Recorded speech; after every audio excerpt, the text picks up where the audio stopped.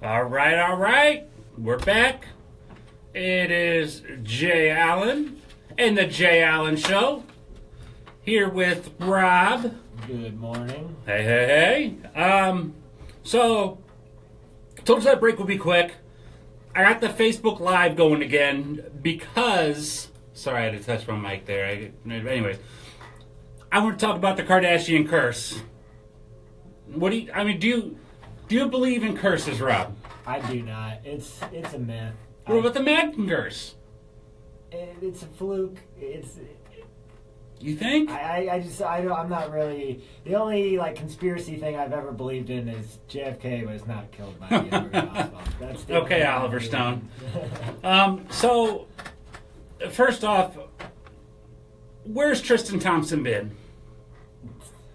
That's the question. Right. I think it's a lot of what the Warriors are doing, taking him because all he's ever been is an offensive rebounder and a putback guy. So I mean, he's the energy. He's the energy guy. Energy guy. And I said, when he signed his contract, he's overpaid. Way overpaid. He's not a star player. I don't even think he should start. Yeah. He should be a guy that comes off the bench and provides you energy and offensive rebound. He's a glorified Anderson Varejao. I think he's more skilled than Varejao, but not much. No, yeah, not a ton. Not much. But all right, so I saw this on Facebook. I had to bring it up. It's the Kardashian Curse strikes again. Okay, I'm going to go over each person one by one and talk about which Kardashian they dated and what happened. Okay, right. So first off, the original Kim Kardashian and Reggie Bush. Not long after they start dating, Reggie Bush falls under the NCAA investigation. That whole scandal blows up.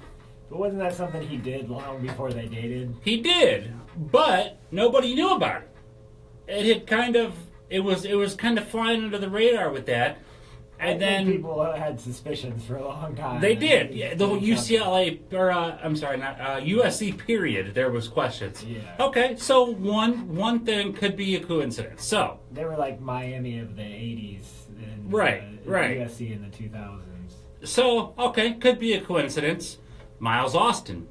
I had no idea he dated any of their Kardashians. Kim, yeah, not long after Reggie, she was going through a little football thing.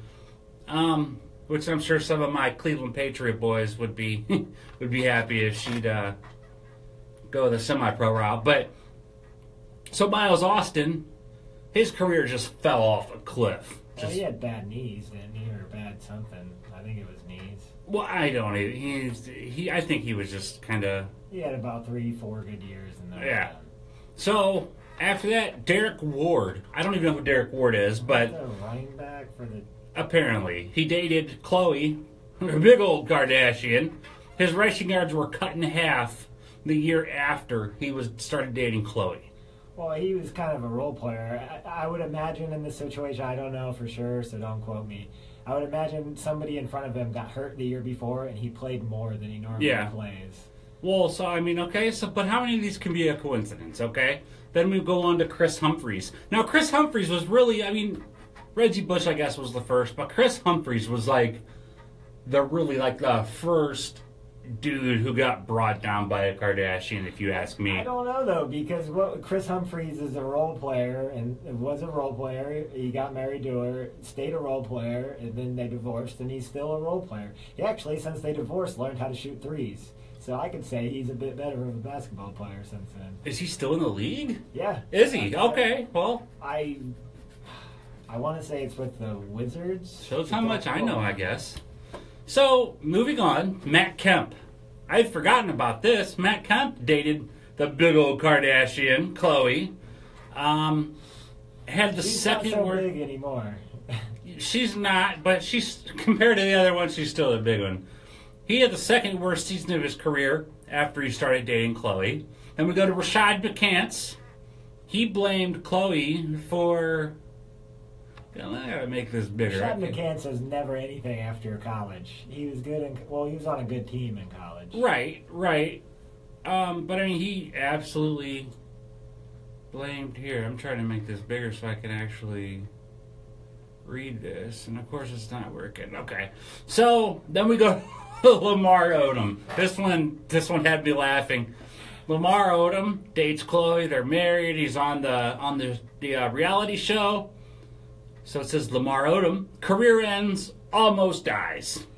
I can say, though, Lamar Odom was weird before they dated. I seen a thing on ESPN. True. He bought a whole shopping cart full of candy as like a 30-year-old adult. That's a little bit weird. And never went to the dentist. It never went to the dentist. And he could afford it. I never went to the dentist as a kid because we couldn't afford it. But right. That's a different story. He didn't have kids. It's not like he was buying a bunch of candy to give out to kids or anything. He bought a whole shopping cart full of candy for himself. Yeah. So then we go to James Harden. The big old Kardashian has been making her way through these guys. The Rockets finish 8th after he dates big old Chloe. I think Kim likes the football players and Chloe likes the basketball players. Right. This one, I don't know which one this is. Jordan Clarkson.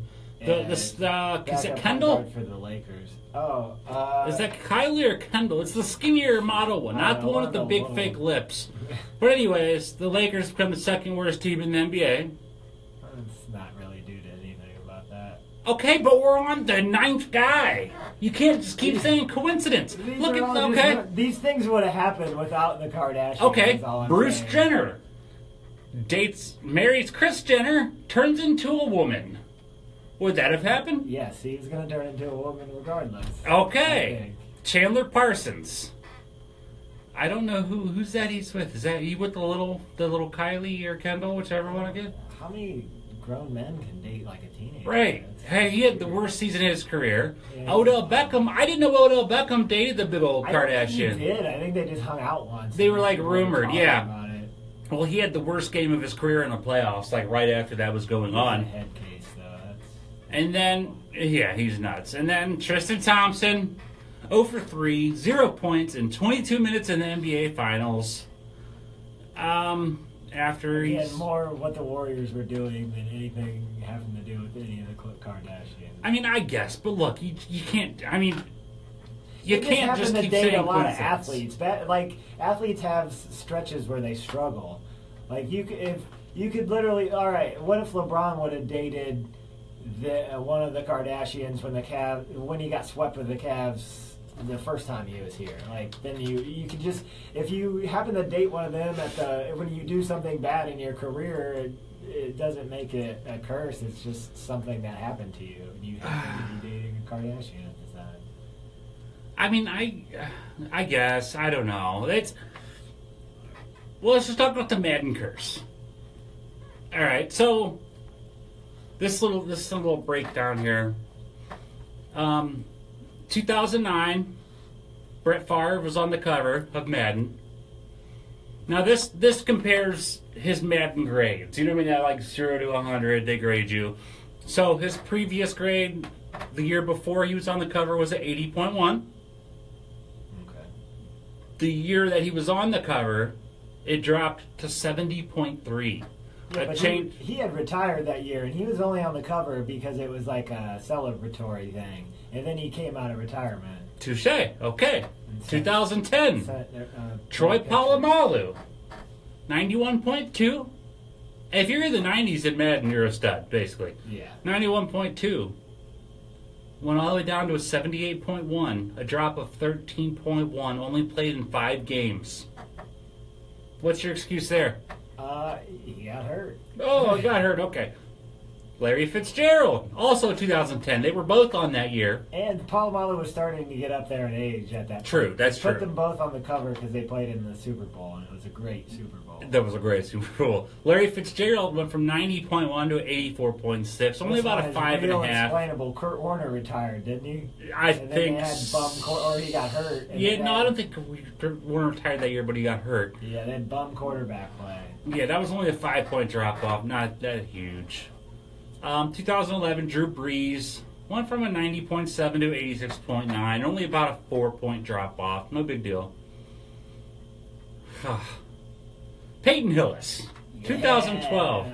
Peyton Hillis was a freaking stud. That one season, yep, he was a stud. Went from an 84.4 to a 70.1. I was in high school then, I think. What year was that?